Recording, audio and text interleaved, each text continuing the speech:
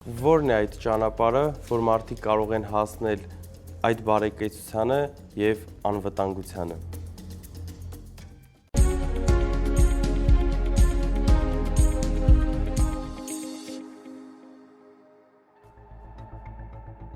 Պարոն Կարապետյան, բարև ձեզ։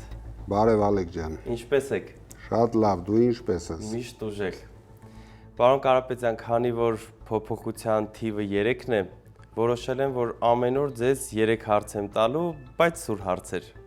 Համաձայն եք։ Համաձայն եմ։ Շնորհակալ եմ շատ։ Պարոն Կարապետյան, ինչպես եք գնահատում Եվրոպական քաղաքական համայնքի 8-րդ համաժողովը Հայաստանում։ Հայերը միշտ եղել են հյուրասեր ժողովուրդ։ Նախկինում էլ եղել են շատ միջազգային համաժողովներ եւ այլ առիթներով հյուրընկալել են միջազգային խոշոր կազմակերպությունների, շատ երկրների ղեկավարների, բայց ինձ անհանգստացնում է, որ այս համաժողովը նվիրված է փոքրիկ խմբակին, որը ընդամենը 1 ամսվա կյանք ունի իշխանավարելու մեր բարեկամ երկրներից պաշտպանելու համար։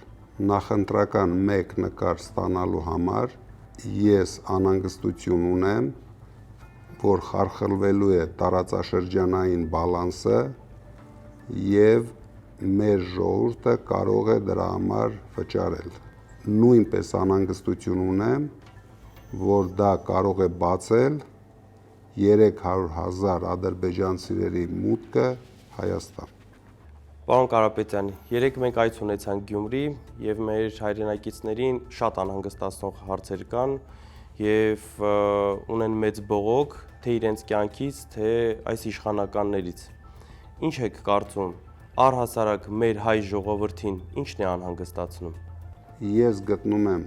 առաջերտին անհանգստացում են անվտանգային խնդիրները եւ իրենց կյանքի բարեկեցությունը։ Իսկ ինձ անհանգստացնում է երկրի աղքատության մակարդակը եւ դրանք հաղթահարելու ճանապարհները, որոնք մենք ցույց ենք տվել։ Երրորդ վերջին հարցս։ Որն է այդ ճանապարհը, որ մարդիկ կարող են հասնել այդ բարեկեցությանը եւ անվտանգությանը։ Համար 3։ Այո։ Շնորհակալ եմ շատ, պարոն Կարապետյան։ Ես էլ եմ շնորհակալ։ Ձեզ լավ օր։